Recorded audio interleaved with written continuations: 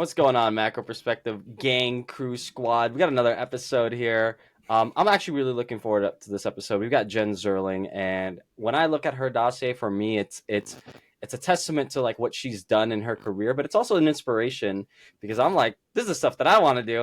I'm gonna learn from the master herself. But her message, her career is in the mission of helping others supremely in a message of health. So I'm very much for it. So Jenn will also shoot out. She goes by Jay-Z. Jay-Z, would you mind just introducing yourself to the audience, a little bit about you, and then we'll kind of go into like what you're excited about right now, what you're doing with people you're working with, and get deep into that. Okay, awesome. Anytime I do public speaking and they say Jay-Z is coming, I walk in the room and everyone's like, oh, is that Jay-Z? Okay. And it's like almost like a level of disappointment, But Jay-Z stands for Jenn Zerling. I'm originally from New York, so I went by Jay-Z years ago when I first moved to Los Angeles because people are like, what's your name, Jan? No, it's Jenn. Oh, Jean. No, Jenn, like Jennifer. Oh, Jennifer. Okay, what's your last name? And I said Zerling. Are you related to that guy from 90210? And I'm like, no, that's Zering. That's Ian Ziering. Different people, okay? So I said, how about Jay-Z? Oh my God, like the rapper? So that's LA, right? We love LA. But so I come from New York. I came after 9/11. I actually volunteered down there. I lived a mile from the World Trade Center. It was a very horrific time in New York City history. And it's changed my life forever because, it's gotten to a point in my life where, wow, as long as you could pinch your skin, you could do anything in life. The second you, God forbid, are in an incident like that, you don't have choices. So it's really inspired me to follow through with my dream to move to California. Why California? California, just to me, it's like you watch 90210 as a little girl. You're like, I want palm trees and sunshine and beach volleyball all day long, and trust me, it's like that, right? So I wanted to be on vacation every day of my life. And it just seems like just much more fun, much more chill. And when I moved out here in 2002, I decided to dive deep into the fitness industry because in New York, I was actually an actress, a full-time actress.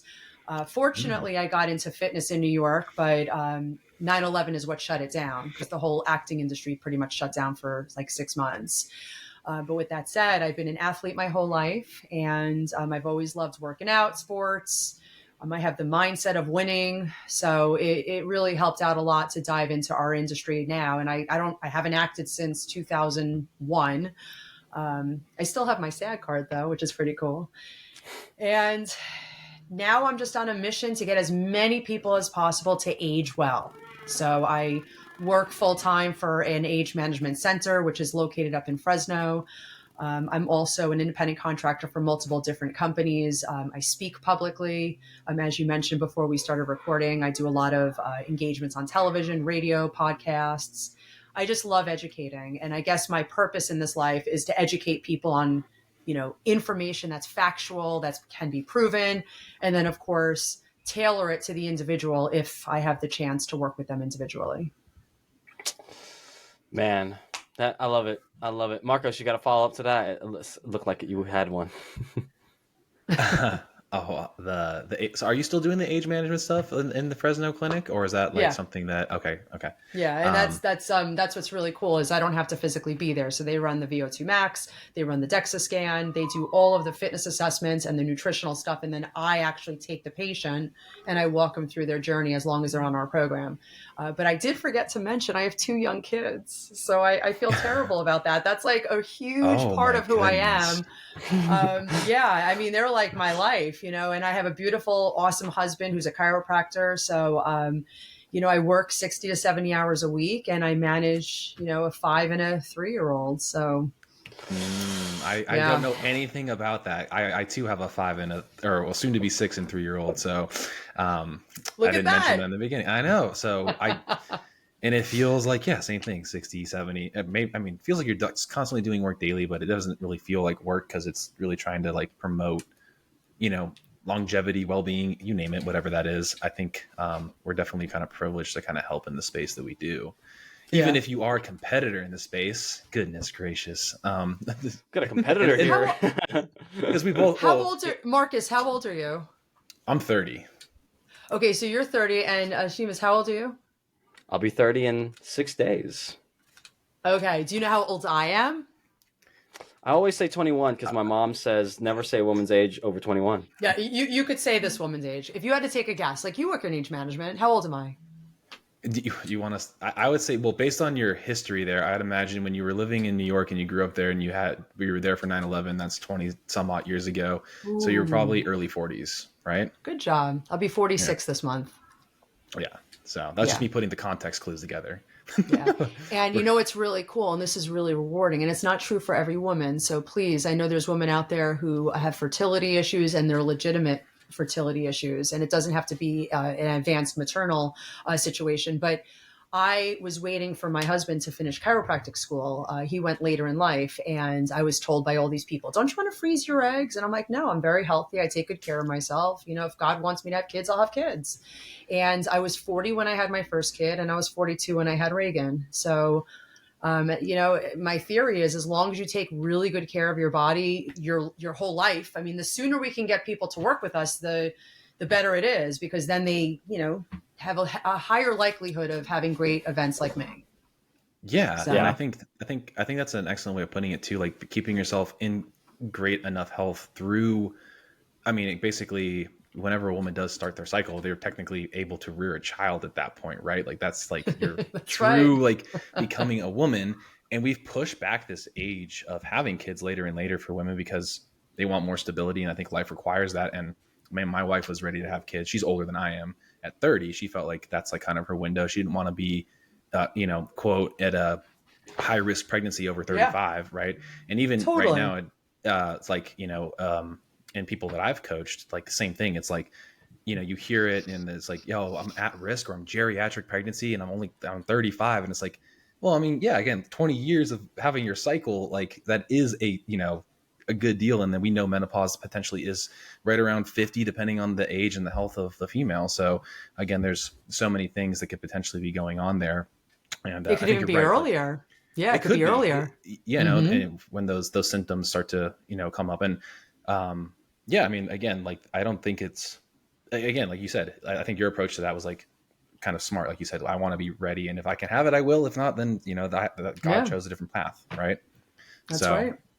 Yeah, I chose to have kids super young, and I'm grateful for the push that kids have at a young age because you have to figure shit out a lot quicker. But at the same time, like I kind of wish I may have waited a little bit, pushed that window back to have, I guess, kind of emerged in career a little bit more. But again, hindsight's 2020, and I think both ends of it would have been good. And plus, as my kid tried to come in here, push him away for a second. Hey, Dad's on a call right now. My door's locked. I don't have a door. That's the problem. Gotcha. That's a problem. But so, Jenn, so like the transition to fitness, right? And you mentioned like, I mean, you've kind of gone through a few different things. If you were like ground zero for 9/11 and then obviously dealing pivots with your business in COVID that you mentioned before we got here, like, you know, what's your favorite thing to do? Because you're doing this like kind of remote consult versus doing like the meet and greet and the hands-on with the VO2 and diagnostics of DEXA. Do you like it in person? Do you like the virtual setting? Like what's your take on that? That's a great question. I always love being in person. Like I think in person you share a certain vibration with an individual that you don't share necessarily on a call or even on a Zoom, you know? Like if we were in the same room, the three of us, we'd probably have a much more intimate connection. I mean, I feel connected to you both, but there's a certain vibration that humans give off to each other. So like you could enter a room and be like, "Ugh, this room is nasty. It's like dirty," you know, or wow, I feel so like welcome here. You know, so that vibration I love, and that's why I love coaching, you know. So what do I love to do? Like I love my clinical stuff. Not to sound arrogant, but I'm very good at it. I don't just take a patient and say, okay, here's your diagnostics. Let's talk about this. Let's talk about that.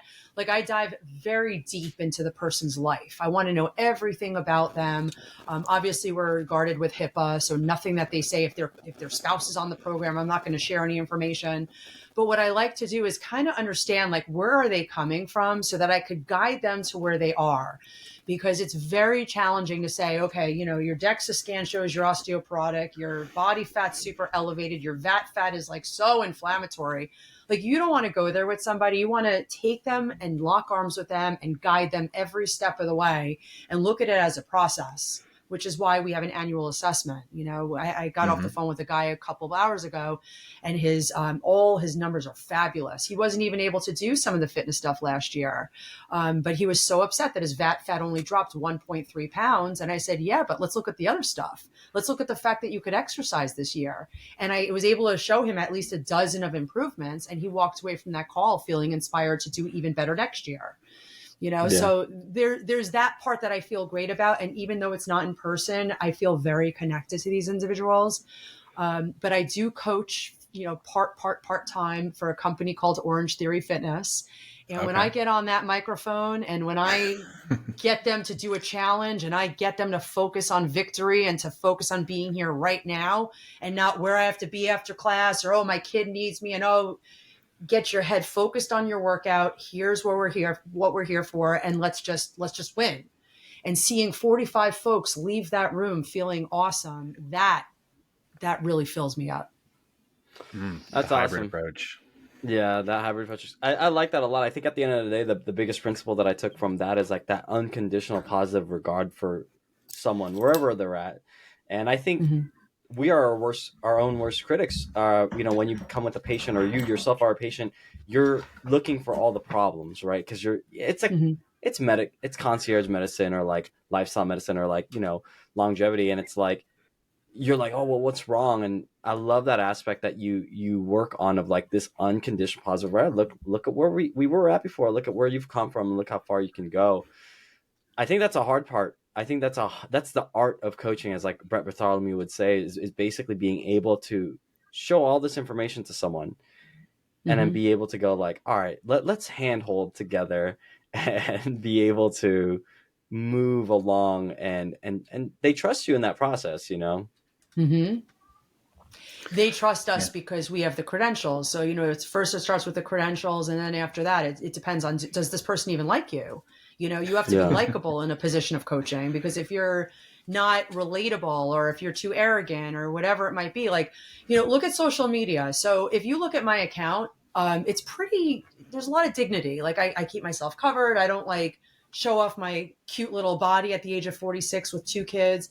But yesterday's post I did, and I offended a 55-year-old woman, which obviously is never my intent, but that's actually why I don't do that, because I like to look like a normal person who's very informative. But you know what? On social media, people want to see your abs.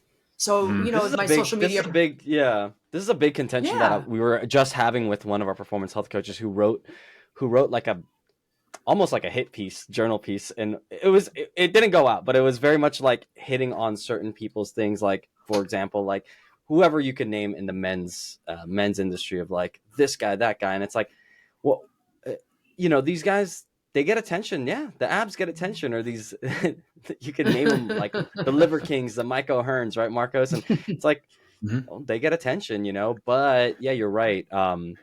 Practicing prudence or practicing professionalism is important, because it's like, there's the message, and then there's the messenger. And it's such I'd say it's a really debatable topic. It's a really controversial piece right now, because it's like, how do you get your message out to be healthy to someone? But if you can't get attention, then how do you get it out?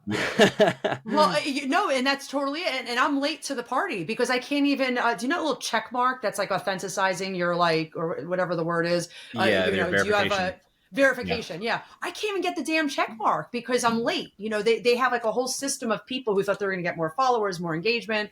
And apparently that's not happening. So people are getting mad. So they're like, okay, we're going to shut this program down until we can figure it out. So here's like a legit-ish, person coming in there. Can I have my check mark? No, you're on a wait list.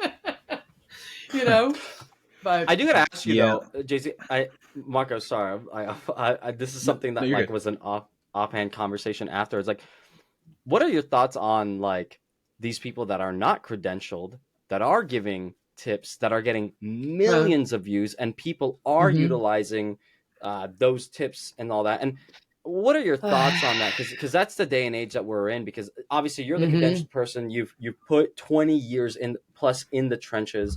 You've been in it through thick and thin. You've been in it with actual patients. Then someone on Instagram shows up, hot bod, young bod, abs, whatever, says this, and it's like, and then millions of people golden follow. rule.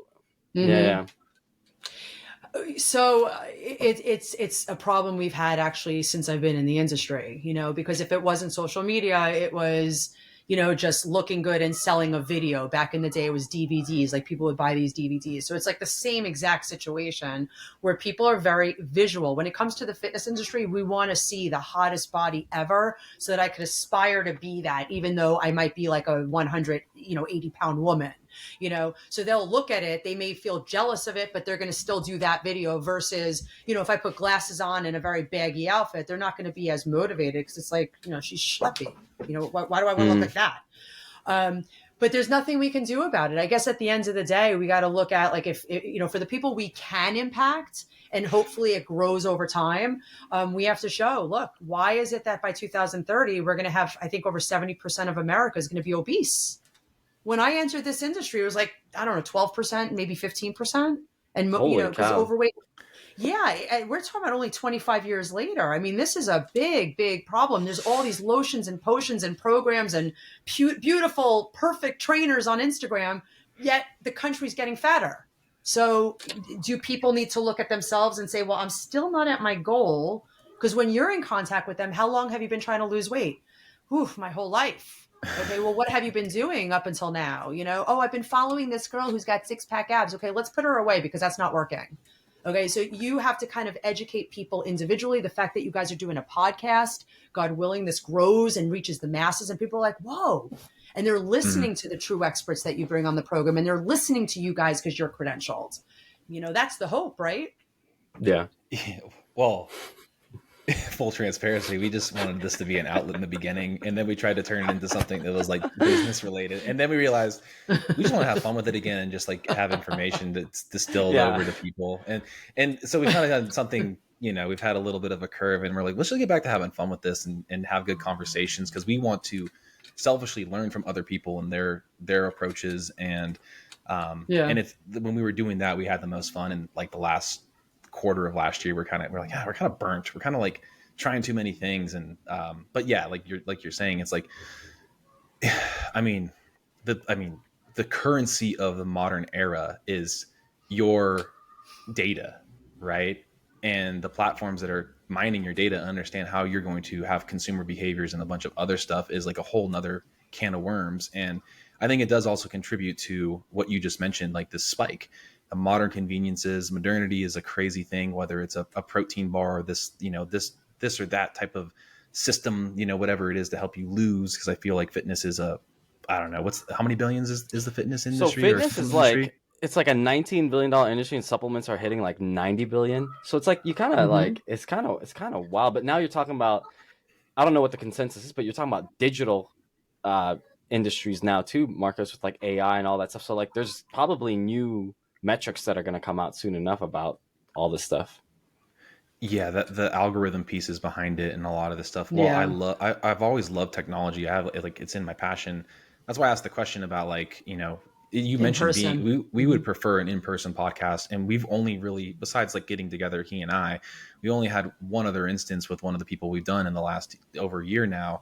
And it was like a whole different experience. It was so much fun. We fucked up so bad. Like the audio stuff, and I had to pay somebody that's another like personal training or personal nutrition client to like splice it better and fix audio. And we make it, but it's like, you learn these things. You're like, oh, this is fun. This is a fun hobby. Cause we got to have that in-person interaction. And I think that was our goal for this year, was to get more of those accomplished. But then it's like, 2024 hit, and everything is just inflated. It was like, boom, 2024. Hey, your utilities, everything's gone up like, I don't know, 20%. You know what I mean? You're just like, everything. Like, travel. You're gonna want to get on an airplane to like go do some podcasting stuff. It's like, yeah, that's gonna take a backseat for a little while. So take a little bit of a backseat. These tools either that or just make more money, boys. That's what I'm doing. That's what I'm doing. Like I said before, got a wedding coming up. I'm trying to move out and make things happen. Trying to move. You'll make it happen. Yeah. You're so right. But again, like, is money the driver, or is getting people like the result that like people don't really know who you are and just kind of going through referral more of what your spiel, right? Like, I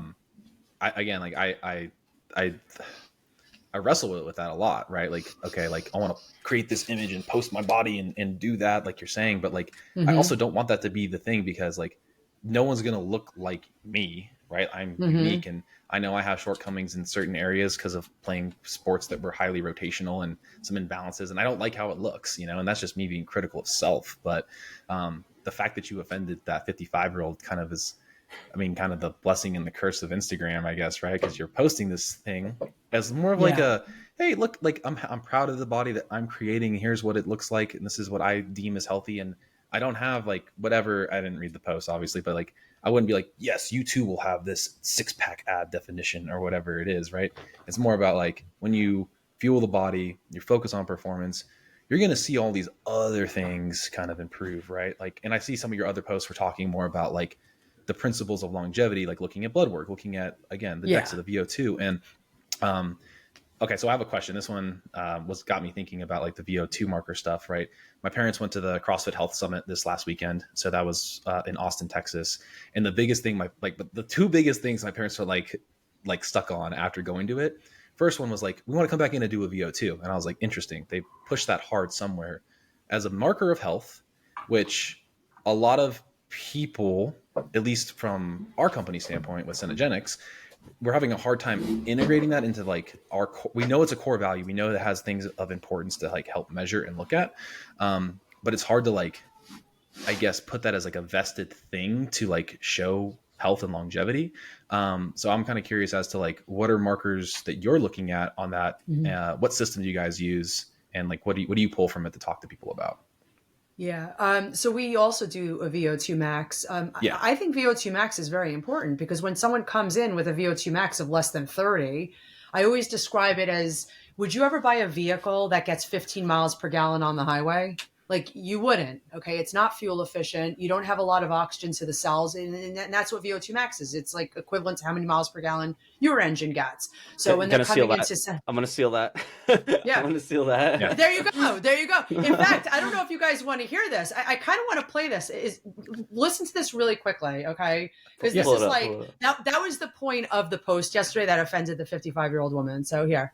People just want 6-pack abs or flat abs and be 46 like me and 2 kids later. I'm hot, and right? Woo! Yeah. Right?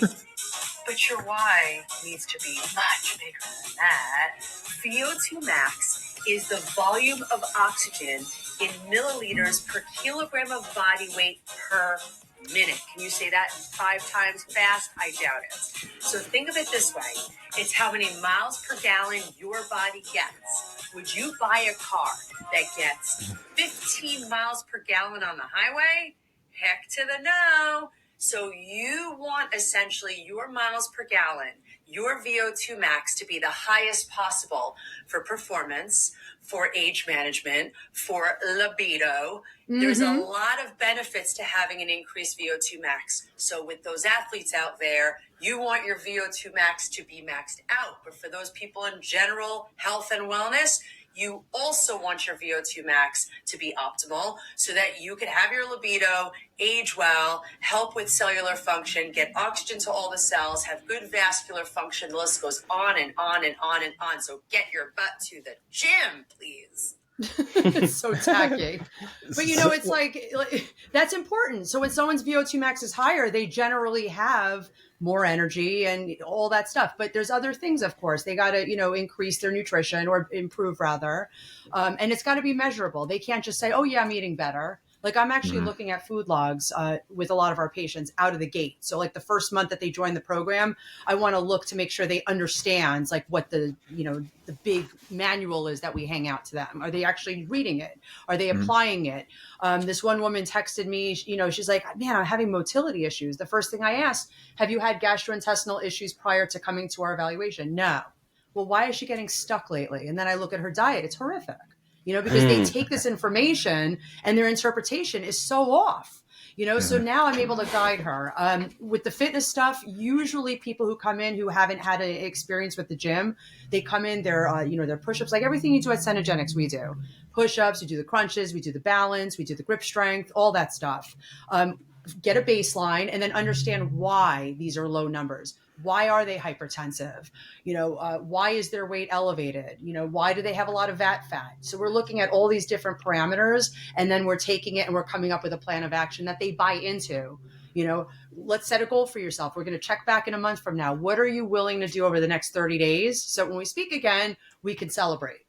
And they're like, and then we come up with it together sometimes. So, and then if you look over the course of 12 months, what was a hard conversation in day one is an easier conversation in 12 months because now they have improvements because they've made small little baby steps, which is now one big leap.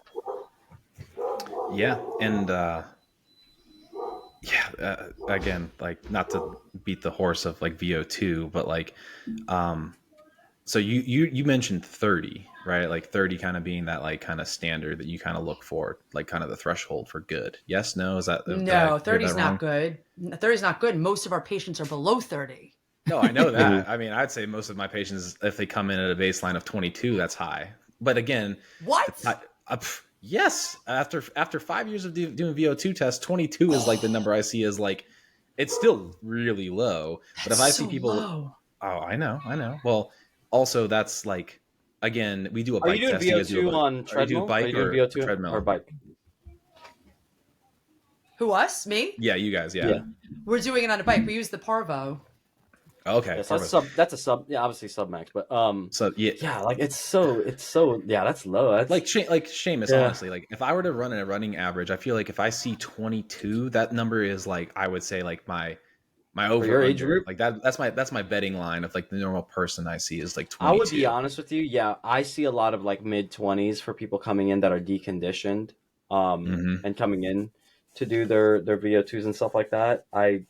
I would say that's a fair assessment.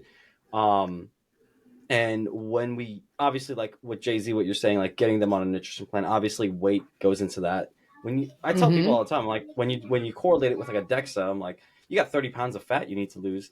If you got 30 pounds of fat that we took off you right now and you did that VO2, like hypothetically, your VO2 is a lot better, because you got 30 pounds of fat. Even if they didn't do exercise. If they didn't do exercise, just by doing it again, because it's like, there's 30 pounds of fat that's going through this blood network. It's like, think about that. And when they think about that, they're like, oh, yeah, that makes sense. And I'm like, see?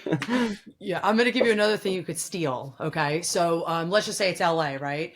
Say if you packed your vehicle with like lots of load in the trunk because you're going on vacation, like let's just say you're going to San Francisco, okay, and you packed it with like bricks and just the heaviest stuff you could fit in that car, including the inside and all that stuff, and it's like 50 to 100 pounds worth of load. How many times are you going to refill that gas tank? Oh, a lot.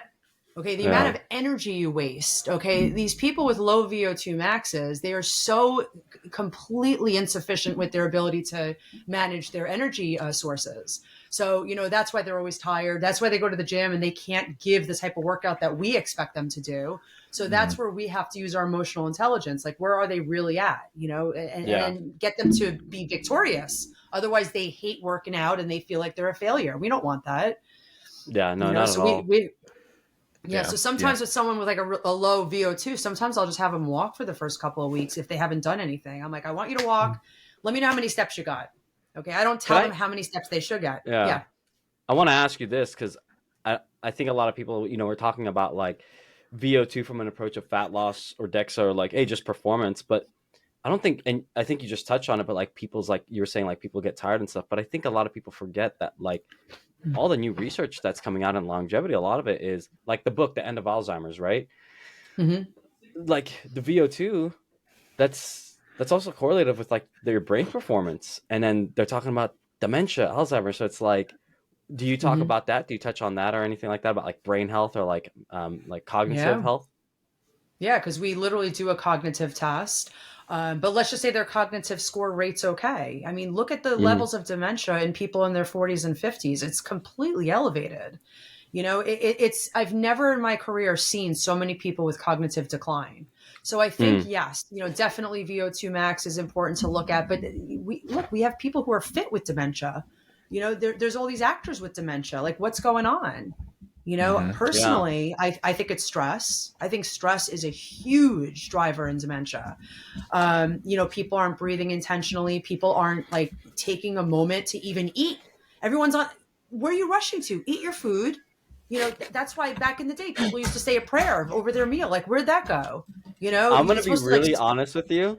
This right here, like, I know it's for the people that are listening that are like trying to find an answer, like a quick answer, and like find like I need a solution right now.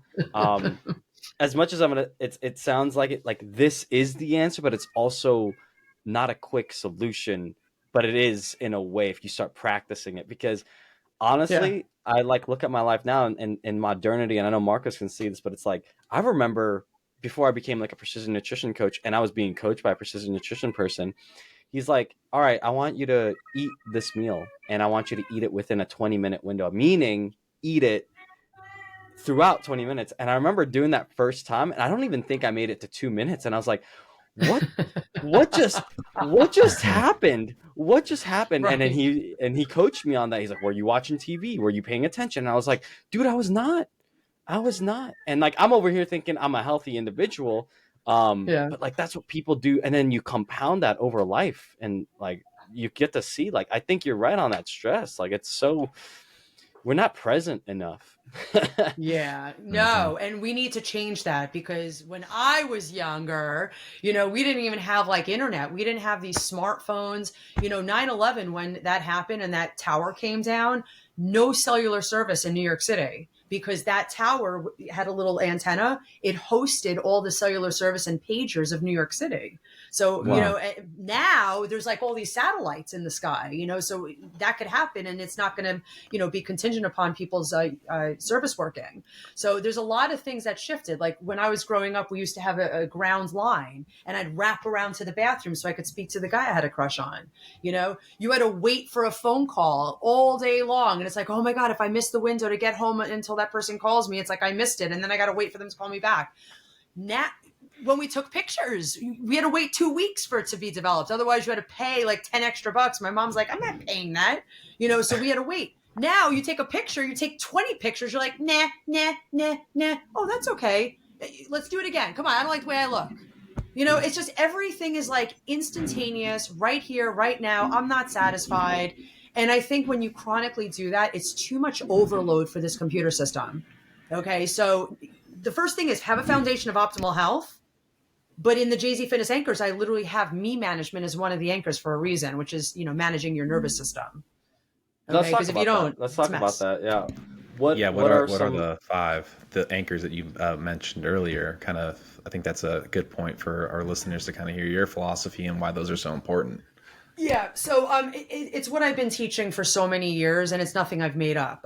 So optimize your nutrition. Okay. You can't eat crap and expect to have an optimal life. Okay. It's the fuel you fuel your gas tank, right? There's hydration. Some people are very underhydrated. Some people drink too much water at the wrong times. So you got to get them to find the barometer for what's right for them. Fitness is important, but I think that a lot of people need to know what the right fitness program is for them in the different seasons of their life. Okay. And that's a good point. Seasons. Yeah. Yeah. Like I have a guy that I'm coaching. He had a shoulder issue. So he just had surgery yesterday. He sends me a picture, and right away, I can't wait to get better. I said, nope. That's not what we're focused on. We're focusing on healing. Okay. So this season's going to be all about healing. What does that look like? And you take them through that journey so that they're not feeling like they're getting weaker, they're losing muscle, they're going to be unfit. Like that's not even our minds. Our mind has to only focus on getting better, period. Okay. And getting someone to train that, mental muscle is not easy, but when they have a coach, it's much easier. Right. The 4th one is going to be sleep. Okay. I have a client I trained this morning, and he's like, it's a disaster. I'm like, you have to sleep, dude. You're not exempt from the laws of life. You have to sleep. And then the 5th one is going to be me management. I call it, managing yourself. Okay. You have to manage your nervous system. So the thing with that, which is a little more challenging than anything, is it's not just, okay, I'm going to focus on my breath. I'm going to meditate, first thing in the morning, I'm going to meditate. I'm going to do the tap technique. You have to physically decide, I'm going to only focus on what I want. Okay. And that's a practice too. I'm going to focus only on what I want. And if I can't get there, you either need help, which is okay. Okay. There's plenty of great resources out there where professional individuals will walk people through how to caress the nervous system so that you're not constantly up here. Okay. Because I come from a very high energy background. I had to learn how to bring it in. Okay. And that's a practice. But once you get that practice down pat, then you could do the superficial stuff of breath work, one thing I'm telling all of my patients who are stressed out is to cold plunge. Have you seen the benefits of that? Absolutely. I love that. Yeah. We've talked. Yeah. I don't know. Who did we have on Seamus that was We cold had plunge? What was his name? Well, we had someone on. I think it was one of Seamus's buddies. We have to go back. Joey House. He's a Wim Hof instructor, and yeah. I do it a Wim lot. Hof. So yeah. Mm-hmm. Yeah.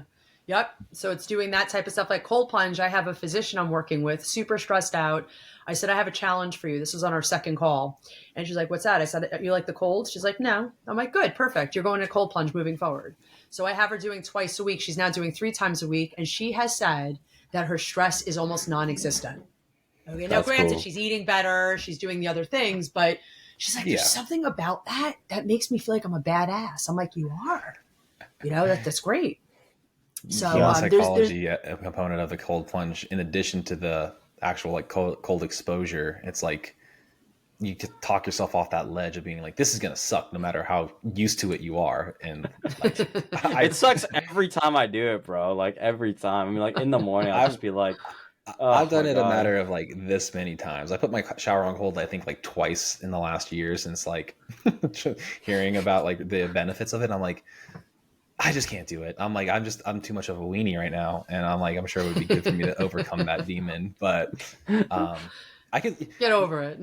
Suck it up, Buttercup. I just can't get to that like headspace. Like I can't Goggins my way out of that. Like I could. Oh, Goggins. Oh, you have to have him on your podcast. I actually want to meet him because my whole thing about him, he has an attitude like just go for what you want. Like, it's going to be tough. Nothing's going to be easy. And honestly, that's how I became successful, is I have that same attitude. And this is before I listen to him, good for him for sharing his wisdom and everything else. But, he's got a background. I think it was in the Navy. Is it the Navy he was in? Yeah. So there's a certain training that goes into that, like, which I don't know if you guys ever served the military or the Army, but it's no joke. Yeah. My brother, one of my good friends, Navy SEAL, different, but the way he approaches life now is very different. He's like, yeah, if you told me to go do that, some of the stuff I did back then, it's like night and day. I'm a different person. I've evolved, and I think of things differently, but how he approaches conversations sometimes is like, I don't get people that don't know how to just go for it. And I'm just like, I mean, it's so true. It's like so true. The like military and sports. Yeah, I think it's so true. I've been thinking about this. I speak to like a person and like a coach and like every week. And I'm more of an ideator. I'm more of I'm not really implementing a lot. You know what I'm saying? I'm more ideation. I like to research the things, and it's like I know that Goggins was like on Huberman's podcast.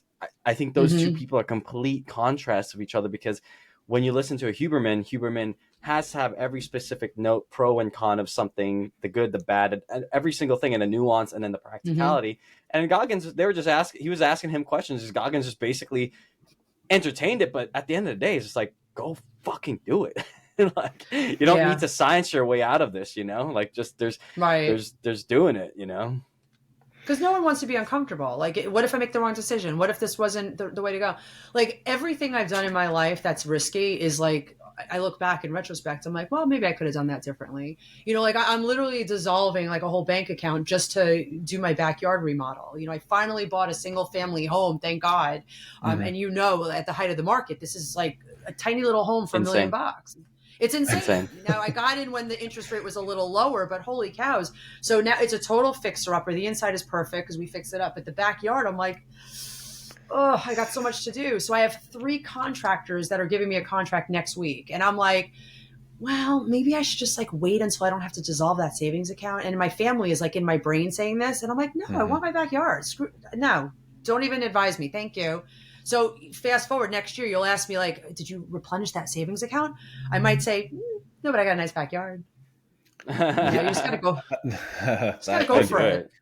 Oh yeah. I did the same thing with our first family home. I was like, I want a backyard that my kids can play in versus this desert zero-scape rock. And, we put in like $20,000 at that time, and it was like in the midst of the COVID for the most part. And I was like, we're going to be stuck here. And then we ended up selling that house. I was like, in hindsight, I wish I would have waited because I didn't know we would be moving, and, would have been nice to take that money and do something else with it. But I'm like, they got to enjoy it for the period of time we did have it, which was great. And now I look back, I'm like, damn, I kind of wish we had a backyard, because our house now has like nothing in literally nothing. There's like a dog run, like, and it's like we did that intentionally because it was like, let's go to the parks, let's get away from being at home. But then I'm like, man, there's just some days I just don't feel like leaving the house, and it'd be nice to just open the door and just put their asses out there. Right. Yeah. But, and I think again, the money, the argument of that is like, it's figuring out like, yeah, I know we'll find the ability to like create more work or find more work. And it's a matter of just putting in work in areas that you're maybe a little bit afraid of. Like, for me in the last year, there was a strong correlation to like just posting content to then helping out my clients, or I don't know if my patients see it as much as the clients, but the clients would be like, oh, that was interesting. And they bring it up in conversation. So it's like you get this parasocial relationship in addition to your conversations with them. And like lately in the last like 4 months, I'm like, God, I just don't want to do it. I feel like I have nothing novel to say, and that's where I'm like, I don't know, but I was like, just do it. It doesn't matter if it's the same fucking concept over and over again and beating a dead horse. There's no guarantee that everybody even saw it the first time. It's such a weird thing with social media. Wow. Yeah, honestly, I don't know how much longer social media is going to last. I don't know, and quite honestly, I don't care. Like, if it dissolved tomorrow, I wouldn't even like be upset by it. The one thing I like about social media is it gives people another opportunity to reach out to me. So I get a lot of messages. But outside of that, it's like, I mean, I don't really care for the content that's out there. I think a lot of it's a facade, because I know people outside of their social media accounts. So when I see stuff that's posted, I'm like, okay, that's interesting. I don't judge them. I think it's great that they put out this beautiful like persona of themselves, but people are like, it's almost like fake news, like people are just like, I want to be like that person. And I'm like, yeah, but that person's not that happy, So, and that's not everybody by any means. There's a lot of people that legitimately have wonderful lives, but it doesn't, if you don't have something to say, then don't say anything. Like, don't feel like you have to go out there just to like be out there. Like for me, I want to grow the knowledge of my course. I want to grow the knowledge of facts and like good information, but I feel like I'm late for the party. I feel like the algorithms have changed. Jay-Z, I want to just say this because you're sharing the knowledge of the facts and stuff like this. I love your personality already. Honestly, I think Thank you. you should be. I don't think there's a female correspondent or a female equivalent to Elaine Norton. I think you should be it. I think you should be it. Wait, Elaine Norton? Who's that? What? Oh, what? You're like in the biz? Oh man. Oh, okay, cool. Well, now I'm teaching you something. I'm gonna look it up. Yeah. Elaine Norton's the guy who likes to shit on all the charlatans, all the BS, and all the BS. I feel like you have the perfect personality for it, but maybe more on the female equivalent of it, because he's obviously. Like Elaine Norton has a thing called like What the Fitness Friday, like What the F Friday or something like that. And it's basically that's perfect. It's like either a TikTok viral hit or like a YouTube viral hit or something from like a podcast, and people send him clips. Like people are talking to you on social media, they're probably asking you like, what do you think about this thing, right? Mm-hmm. And you have the perfect personality where you could be like, look, I've got the background in this, obviously credentialed, but then you could talk the smack on that person, kind of like what Lane does, with showcasing the evidence. I think you have the perfect. I think you'd kill it, honestly. Well, you know what? You just gave me a solid idea, because years ago I wanted to do a reality show. I don't even know if that was a thing anymore, but I wanted to have a reality show where I bring experts on and I absolutely destroy what they're trying to say. When I say experts, I'm talking about who you brought up in the beginning of the show, like people who think they're experts but don't really have the knowledge, right? Well, because years and years and years ago, I was going to say years ago. We talk about every day. Go ahead. Yeah, years ago I used to be a manager, so I had the opportunity, and you guys wouldn't know about this place. It was called the Sports Club LA, and when I moved to LA, that was my first like big job. It's a 5-star health club. To get a job there, like you had to really know your shit, So I became the assistant fitness manager. I grew to fitness manager, and then they let me open up Beverly Hills on Camden and Wilshire. So the Equinox. Right down the street. That's the new office we're at. Yeah. It's so funny on Camden. That's right. So I opened that club up. It used to be called the Sports Club LA a million years ago, like back in 2000. I think they sold in 2008, if I'm not mistaken, around there. Wow. But I opened up that club. I got to interview trainers. I got to interview Pilates teachers, gyrotonic dietitians. They were all on my team. And I grew it for a couple of years. They promoted me, which is how I ended up in Orange County, because I got promoted to upper management. But what I did there was I would interview them, these trainers, and, I'd grill them. And like, I had people that would look at me like this, and I'm like, you're wrong. This one person's like, you are working your latissimus dorsi when you do a chest press. I said, I understand that. But if a client asks you, they're going to get confused. So can you explain to me why that's your first response? And they're like, I don't like how you're questioning me. So I saw myself doing a reality show. I'm gonna play devil's advocate. I think he always just wanted to do back day every day. That's probably why. It's just got you right. Who knows? I can't get in people's psychology all the time, but that'd be cool. I'm gonna look Lane Norton up. You would love him. Go ahead, Marcos. Yeah, and I think what you're mentioning here is like, for as much nuance as stuff can have, should it, right? Like, again, like you distilled down your 5 core anchors as things that are, again, pretty rudimentary and basic. And like, I know you mentioned earlier, like bringing people back to that point regularly to like check in with themselves and be like, are you still doing these things? Because I know that all of us have gone away from that at some point in time, and we have to get back to our foundational tools in order to then again evolve yet again. And it's humbling, because I'm sure, have you ever felt that way, like where you start diving into the weeds of something else, you start applying some new things, and you're like, oh man, but I've like skipped out on 2 of my 5, I got to get those back in, because that's where that's where I've been like basically for the last couple months. And I'm like, why am I like just not even just like putting my food in my log? Like I have nothing to go off of if I'm just eating myself into oblivion. Which, Seamus, I meant to tell you, I am so fucking sore lately because I've been logging my food and not overdoing it. I'm like, if I just eat like 4,000 calories a day, I never get sore. You start logging and tracking some stuff, you get sore. Now you get sore. That's a good rule of thumb. That's a good rule of thumb right there. But so I think my question to you, Jen, is so with all these things, all these different endeavors that you're embarking on nowadays, obviously doing stuff with it's called Optimal Medical Clinic or Optimal Health? Optimal Medical Group, yep. Optimal Medical Group, okay. Is it like, you guys have just one location? Is it just only based out of Fresno? Okay, cool. Is it like more about like the local market there in Fresno, or do you guys have people that are kind of mainly? Yeah, mainly it's through Fresno, yeah. So that doctor used to be a physician at Cenogenics, so he's got that whole experience working with Cenogenics, but he has a whole that's why the framework is. That's what makes. I'm like, why is it just like? I mean, that was the whole point. So he has his surf education, which so he so it's all aligned. So like, we're doing the same stuff, but yeah. He ended up, so he's not doing all the same stuff. He's doing more. He's doing like a concierge where he's becoming people's primary doctor as well. Yeah. So I sometimes wonder why we don't do that. Should, because I know Cenogenics charges an arm and a leg, so they should, right?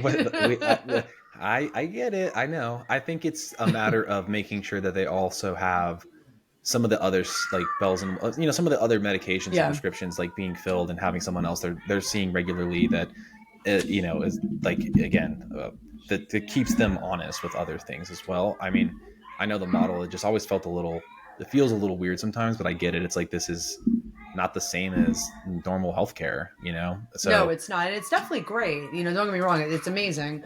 We also have a medical weight loss division, so that's really cool. I get to run that.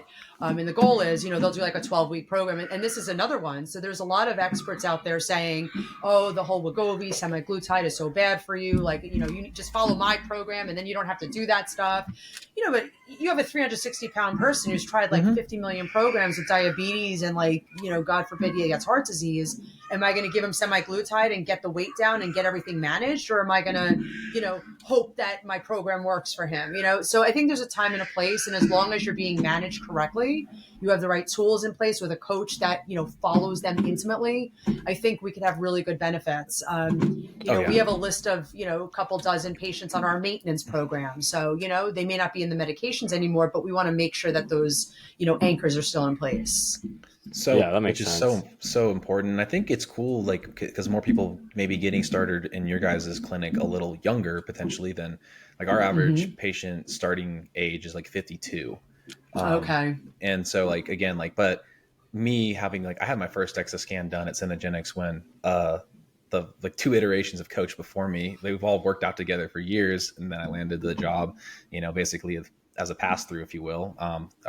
And then getting a lot of credentials in the process to make sure I bolster that. I had that DEXA scan done when I was back in 2014. So, I mean, I have like 10 years of DEXA data now that shows me it's like, this was me as like a 15 to 20 hour athlete and a body fat percentage. And I know what my food was because I had like started like the basics of like nutrition fundamentals and sports performance nutrition into now. And one of my buddies that I work out with now was like, he's like, don't expect yourself to get that 15-hour body at 7.5 hours. Like, he's like, you literally do half as much work as you used to. I was like, fuck, like, you're right, man. Like, there's so many different instances of those phases that you guys were talking about, or I'll step away for a second. And those phases are important to understand. I'm always bringing people back to understanding that. Oh yeah, how long did you get here? How long did it take you to build this body that you're in currently? 20 years? All right, we're not going to fix it in 12, but we can maybe make some things to start making some headway. And I'm also in agreement too. Like we've talked at length. The one in-person person we had, she had a negative side effect to using Ozempic. So it was talking about that story and understanding that, and then now finding other avenues for herself that actually led into where she's at currently to help her with managing her health, right? And it's not even it was a weight thing, it's more of a health thing. And we have plenty of patients now that are using, whether it's Ozempic or Mounjaro, or in this case now Zepbound, because it's actually just FDA approved for weight loss and like just based off of BMI calculation, no other comorbidity factors, which is again great. And I'm like, who are we as coaches to shit on something that can give people a new outlook and then maybe be more receptive to the information and focuses that we're trying to tell them all along, right? Like the same principles still apply. That again, it's I think it's not a silver bullet either, right? Like it's a bunch of little golden BBs you have to kind of include in your routine to then make that headway, like you said, from that 350-pound patient. And again, like you just said, it's like, what came first, like losing the weight or, recovering their metabolic dysfunction? I think that kind of happens simultaneously, right? Yeah.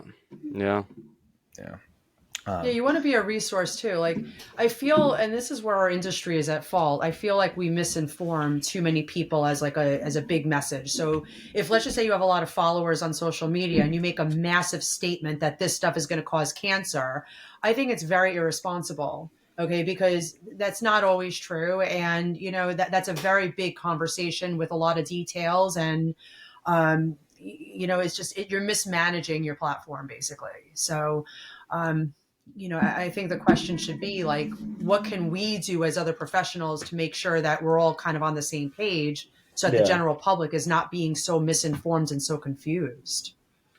Agreed. I love that. I agree. I think Marcus and I have, the word isn't really agnostic, but it's kind of in line with that, where we're just evidence-based and we're like results-based and a bit of anecdotal too, but it's like, this is what the information is saying.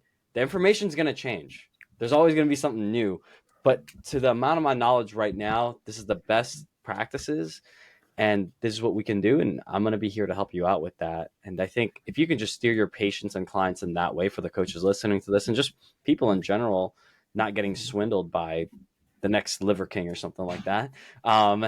Just being able to like, okay, understand that whatever's going on is it's going to take some time, but there's going to be some new things to help you out. And we're going to walk through that water together, Well, people's health conditions change too. So it just depends on where people are at. I mean, look, I have people asking me all the time, hey, should I take Wegovy? I have like 20 pounds to lose. And I'm like, nah, let's try just basic lifestyle tools. And that's when I'll teach them about the anchors. And, most times they can handle it. But you got to understand, and I don't know how deep you guys get with your patients. In my private practice, where I have like an individual track what they're doing every single day, Monday through Sunday, they email me this log. It's like a dissertation. Within 24 hours, I respond to everything that they write, like line by line. I have it in the body of an email. It's very old school, but it gives them, first of all, a sense of like tremendous support with an expert, number one. Number two, I'm educating them. So they not only have the course, but they have the education day to day. They also have usable tools on how to implement that's going to work for them, because I get to know them. Yeah. So I can't tell one person the same thing I tell another, because this person may not like to cook, or this person may not want to go to the gym. This person hates sweating. This person hates, their lower back is all screwy. So you got to figure all that out. And you got to tell them out front, are you coachable? That's the first thing I ask people. Are you coachable? Because if you're not, this ain't going to work. Okay. That's and if so they funny. are, yeah. Right? Just keep it simple. It's like you're interviewing them as much as they're interviewing you, because if they're not coachable, number one, JZ Fitness didn't work for me. Like, I don't want that. I work hard for my reputation. And number two, it's very expensive to hire a coach. So it doesn't make me feel good if people hire me and then they waste all this money, and quite honestly, it's a waste of my time. Right? Yeah. Yeah. It's such a weird thing. Yeah. I totally hear you. No, I get that. I love that, being able to be there. And I think the message there is that bio-individuality. Also, just like seeing the person for the diagnostics that you do, but then back to the individuality, like their preferences. I think every day it's a, how do I say this? It's a tango between the science and then the art of coaching, because It's like, yeah, we know increasing your VO2 is great, but if the person does not like it, well, it's like, how do you present it, the carrot on the stick, to get them to do VO2? It's like, that's the art of coaching that, I'll be honest with you, like every single day, I'm like, I don't know how I got that client to do that, but I'm gonna tap myself on the back a little bit. I know Marco says it too. He'll talk about it. I'm like, dude, how did you, it's like, there's just always like, wow, that's crazy. That this thing worked. 20 years they've been trying to lose weight, but this thing worked. And it's like, wow. It's like, I think that's the art, Yeah, it's certainly an art, and I love it that it's an art, because everybody's so unique, So what you do with one person is not going to ever be the same. But I think the growth as a coach that you're talking about is the win. Okay, so it's not so much, okay, I figured it out for them. It's, wow, I was able to, for myself, shift through and sift through what's like not working, what is working, and get to the core of what's going to motivate this individual to follow through with a plan, and be flexible with maybe shifting gears to another plan and trusting me along the way. Right? Yeah. Yep. Oh yeah. And again, like, I think too, like you just said about like, JZ Fitness didn't work for me, in the sense of like, I used to think like, I didn't work for this person, but I also started to realize now I may not be the right fit for certain people based on like how I go about doing things. And I can adapt only so much, to try to meet people where they're at and help them in their journey. And again, even if it was like they started actually paying more attention to their protein and total calories and left with that after a month, at least it's something. Like, at least it's something to give them some sort of like something that will hopefully guide their path. But again, like, I know for me, like, if I was working with you, I don't know if I would be sending a dissertation every week, because that just seems like too much personally, right? But again, you're like, that's the nuance and level that you want to go to, and that's why I move everything to just a phone call interaction versus email. And I mean, it may not mean that I can have as many people to service at one point in time, but again, I like knowing how people are responding and how to pull wins, because some people, again, like, if the scale's not moving or this, that, I was like, get rid of that. Like, and I can't say it with the same like emphasis on an email. Like, I could try to put like all caps in a little carrot and try to put like different voice in there. I'm just like, that's just not for me. I just need to actually have my voice telling them what to do. Like, I don't know. Right. No, for sure. Yeah. No, I'm very old school like that. And I do strategy calls as well, but the thing is, like, you're not going to talk to this person every single day. Right. No, once a week for sure. I've noticed like 7 days for people that is like the sweet spot, because it's like you have enough to kind of go on things that they're winning. You had a weekend where they probably had a social interaction or a social outing, and how they handle it. Are they feeling better about it? Are we making adjustments? So I have to adjust their week to have lower days so that they can have more, quote unquote BS on the weekend, or more flexibility. I mean, I've been doing a little bit of everything now and just helping them understand it. And that was a call I had today. It was, man, I love it. Like, this week we had a 1% body weight loss. Awesome. like you crushed it. And he actually messaged me on Sunday, because that's usually the day that slips him up. It's like, oh, so now he's going out of that zone, be like, hey, I'm over, but I actually logged this entire day versus just going out with my family and friends. And lo and behold, like it fit right into the strategy finally, like really, and it took a lot of time to like morph the strategy to meet that individual. And again, like, hey, on days he's busy, and I think we all kind of do this. On days we're busier, we can kind of forget to eat because we're busy, and it's like, it's okay. Like, you might make up for it in a couple of days, but like, how much can you make up? Does it still? I'm a weekly average kind of guy when it comes to food intake. I just find that it's worked really well for a lot of people, and call it my bias or whatever. But hey, like, some days I like to tell people, like, you can have 500 extra calories a day or whatever. Should still be a quality meal. But if you need a little something, like give yourself some space. That's the you time, something that gives you a little bit of that psychological break.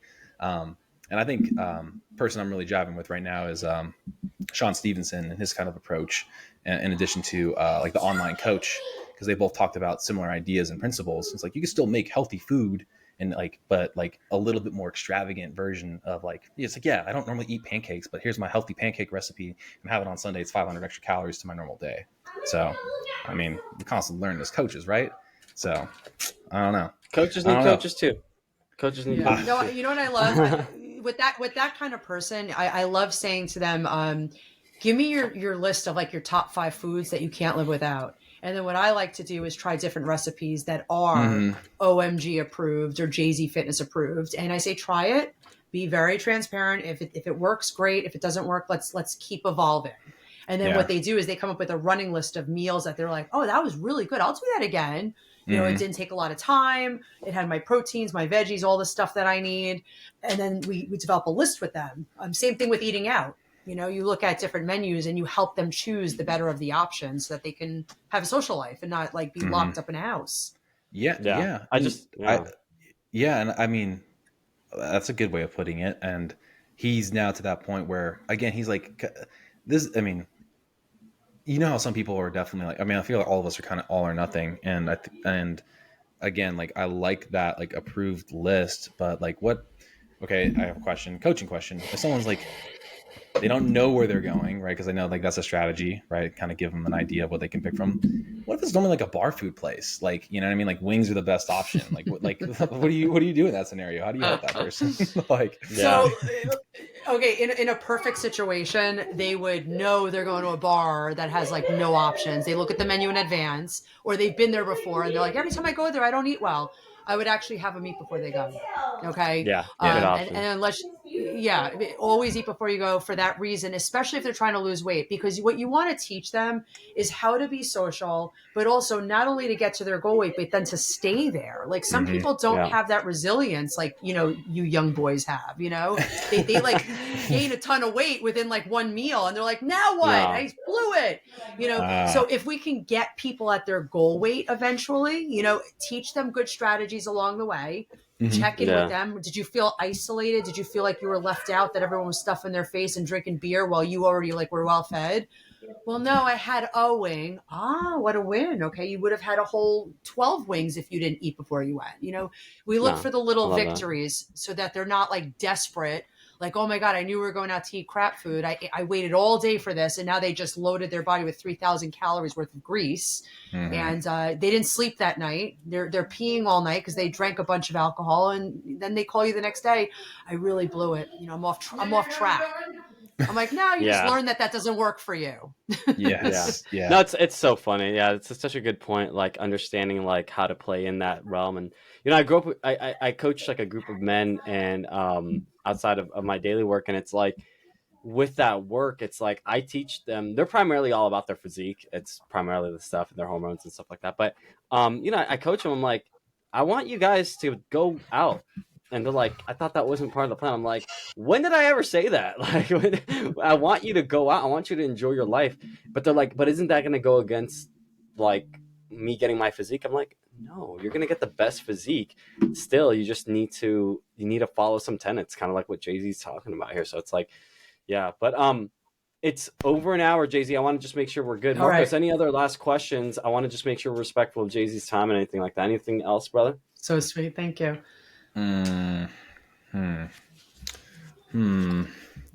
$1 million question here. My son does that. He's 3, and I'm like, what's going to come out of his mouth? I stole it from my son too. It's like, I'm thinking I'm hungry. Right. I think you should make me some food, Dad. So I guess my last question is, in this scenario here, and this is again, when the best, how do I phrase this? When it comes to coaching the OMG people, which, by the way, oh my God, like what an acronym for the Isn't that fabulous? That's fabuless, right? Optimal Medical Group. Mm-hmm. Oh my God, I have results. Boom, marketing ploy right there. But when it comes to that, right? So those people come in. Do you find that they're a little more resistant to you because they signed up for like the medical group, the medicine side of things, versus people that sought you out personally? Because I find that great question. I do have that at times, but what are some of the tools you use to get more buy-in with those people that didn't seek you out specifically? That's a wonderful question, because there's a percentage of patients that don't like call me back and don't, stay in touch with me. But those same patients don't get the same results during their annual assessment. So initially I'll get on a call with them. And because you're in person, you're physically there, they didn't seek you out, but you need to tell them out of the gate, hey, by the way, there's absolutely no extra charge for my services. And it's very important to me that you hit your goals. The very first thing you always want to do with somebody is learn what those goals are, like what brought you here, so that you are just a part of the whole experience of getting them there. It's almost as if without you, it's going to be incomplete. Okay. Because the hormone replacement therapy is not the only answer. It's not going to work. And I'm sure you both have seen during their annuals, if they don't talk to you both, they're not the ones getting like 16% body fat with a VO2 max over 40.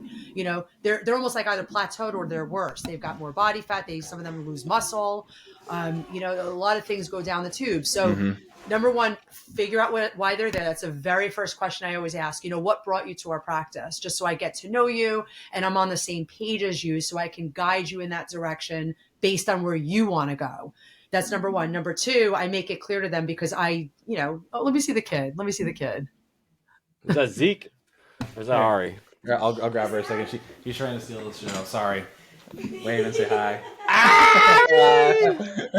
Look at how cute she is. Oh my God. Hello, beautiful girl. She always making cameos in our podcast. She is so beautiful. I love the little, like the Pippi Longstocking. Yeah.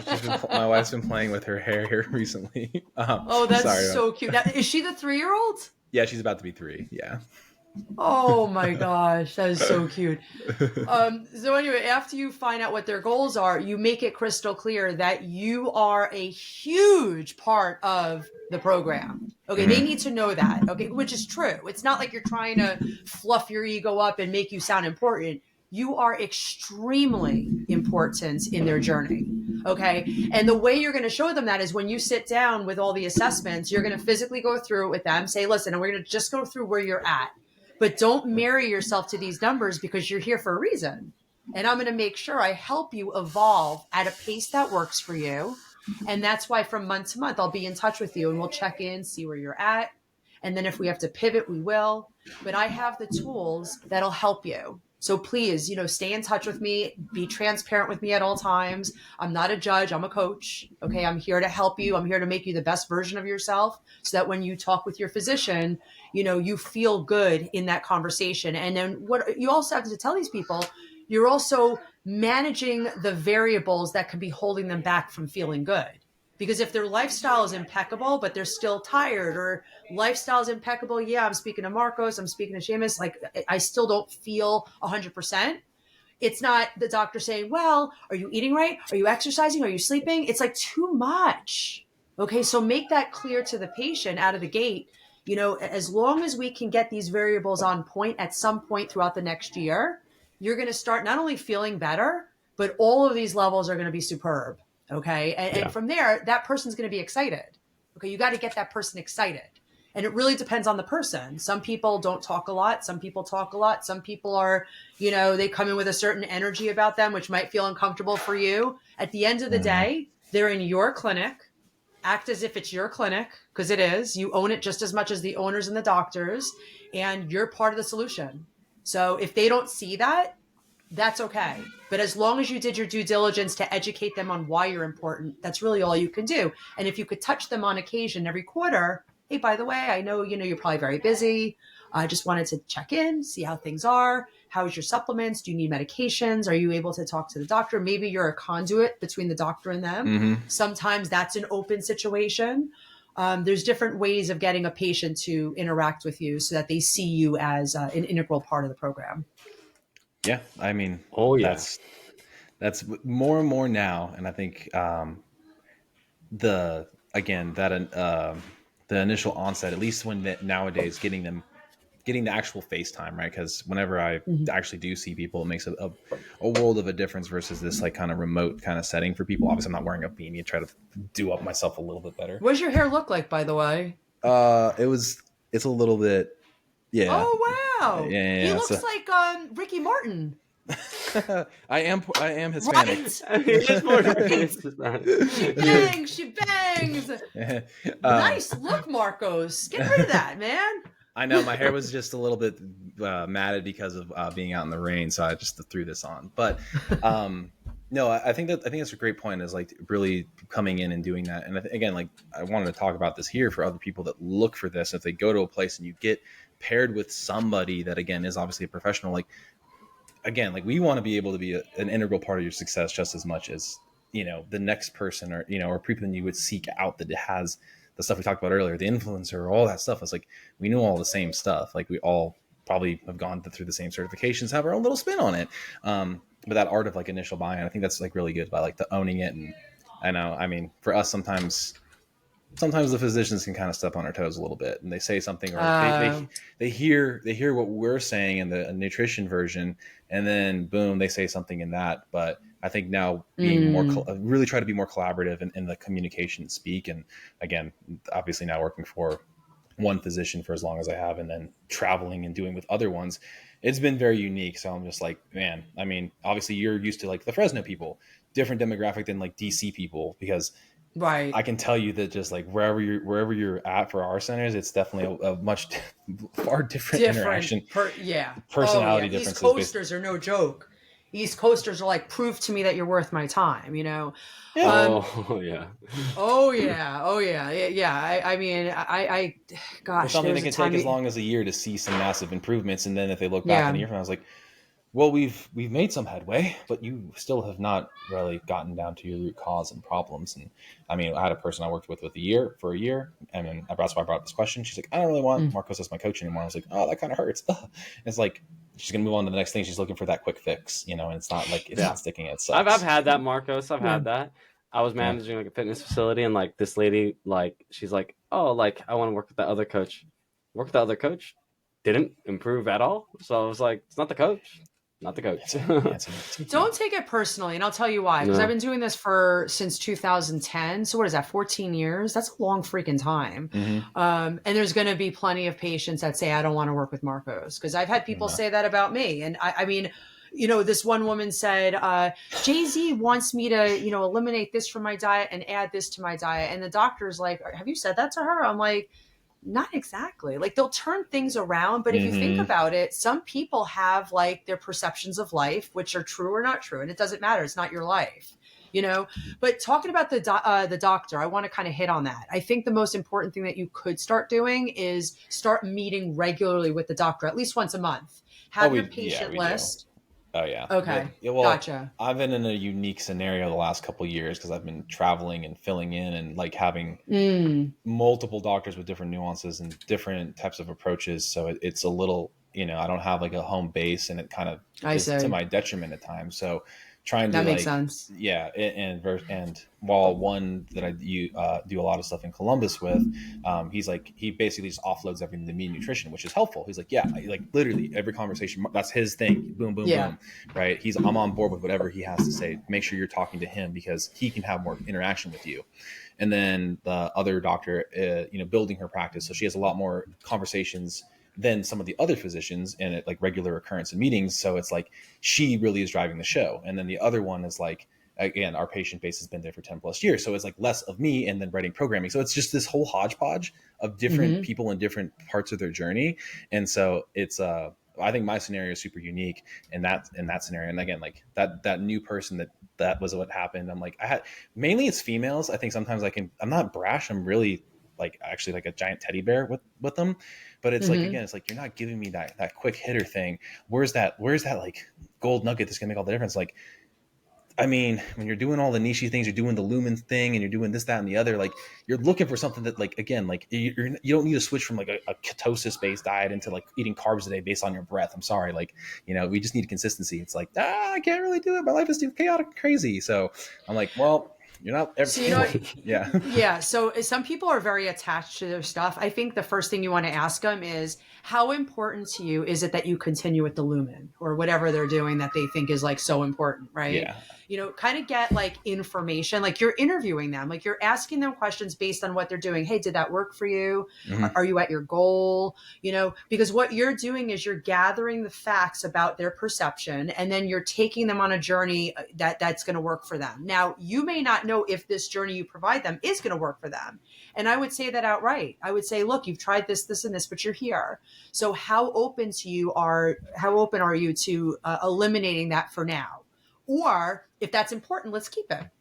Don't even put down, the lack of science or science or whatever. Like, don't even go there because you know what I mean? Like, I have people who like drinking, what's that called? The probiotic drink. What is that called? Kombucha. And it's loaded with sugar, and the person's morbidly obese, and I'm like, if you like it, let's keep it because you said you have good motility on it. Let's keep it. Okay. I don't bring up the sugar. I have patients that are like, I'm going to drink wine every single night. I don't care what you say. I'm like, drink. Good for you. But are you willing to focus on this? Oh, absolutely. Okay, great. So I'm allowing them to kind of like guide the ship, but I'm still the expert in the conversation, if that makes sense. Yeah. Okay. Yeah. So now fast forward, that same person who wants to drink their wine every night. JZ, do you know why I still have love handles? Well, let's look at your nutrition for a couple of days. Okay. Then they showed me, I'm like, wow, nutrition seems pretty tight. I mean, are you still drinking every night? Yeah. Okay. Are you open to talking about that now? I don't know. Okay. Well, when you're open to talking about it, let's talk about it because I have some ideas for you that are not all or none. Well, what is it? So right away, the door's open. I'm like, aha, I'm in. So I'm like, you drink every night. Like what is like a reasonable amount that you can drink without feeling like you're depleting yourself from not drinking enough? Yeah. No, it's a good point. Maybe on the weekends only. Yeah. I think it's a good point here. Like kind of looking at the meta-analysis of this is like over a year time, you've created a lot of trust and reputation and just a safe place for that person to kind of confide in you in their health journey, and then they're finally realizing like, okay, I've been steering this ship, but I now need some handholding and I know who to go to. So it's a really good point, like and I'm sure we can continue to talk about all these things for much longer, but again, I think Seamus has a call here soon, and for your time, and we'd love to, I think what we can do, Jen, if you're open to this in the near future, come back with like one specific topic and then do a round two and kind of hit all of our approaches with it. Cause I can tell since we're all dealing with something very similar in this like longevity space, that doing a deep dive and like our view of analysis, like, again, like of the DEXA and the VAT and like understanding that, because I think you can educate me more on that because our software actually doesn't do the visceral adipose tissue. So I like saw a number and I can see, percent changes and trends, but I can't actually speak to it as well as I would hope to. So I'd like to learn a little bit more. I understand that, this is that. And it sounds like you've dived into that quite a bit, and I'd love to pick your brain more about that and people understanding that, getting that metric, finding a place where they can get that scan done, wherever they are. Obviously paying attention if they actually have the VAT, stuff on their software versus just an Android region. I will say this, and we can. Before I say that, I had an instance. I think you'd appreciate this. This person, they didn't do any exercise. He and his wife, they went straight carnivore, and this individual lost 50% of his fat from his VAT region. So he went from 4 pounds to 2 pounds of visceral adipose tissue in like a 3 to 4 month period, just by going completely carnivore, which kind of shocked me. I was like, wow, okay, there's some merit to that. And again, was it that diet specifically? I don't think so, right? It was that he finally found some control, and that's kind of like the theme here, is like learning to build in some contingency plans for yourself, which I think all of us coaches try to do for people on an individual level. Yeah. Yep. Yeah. Well, Marcus, I feel like I do this for hours, but we'll close it. I'll close it out here. Marcus, you want to close this out? Yeah. Yeah. So we will have in the notes section for everybody that listened, thank you. We'll have all the links to JZ Fitness, and also the JZ Fitness, I think it's a teachable website for her program that goes over all the nutrition education. And it's how many modules? We can plug that really quick. It's like 27, 28 modules. Five modules. There's 27. Yeah, sorry. Right. So there's 27 total videos. They're very short, like literally 10-minute videos, and it's super easy to digest. And people do all 5 anchors, they'll get a high five from me. Awesome. Okay, let's go. So 5 anchors, 27 videos. You can find that off of her website, jzfitness.com. And then you can go to her course there. And it's actually at a thing where people got mad at Jenn for not pricing it too exorbitantly high and high ticket. She's actually giving that for $249, which again is a steal to really understand these foundational principles of nutrition. And we, as people have tried to make course content in the last year, understand that it is definitely a labor of love and a hard thing to do. So we really appreciate people that do put stuff out there that is high quality, and we're going to get to dive into it here shortly as well. And can't wait to learn from you even more, even if it is through a parasocial and JZ. So thank you so much for being here today. And again, everybody like, follow, subscribe, all those good things, the normal roundup stuff. And we appreciate you. Thank you for listening. And then part 2 in the near future.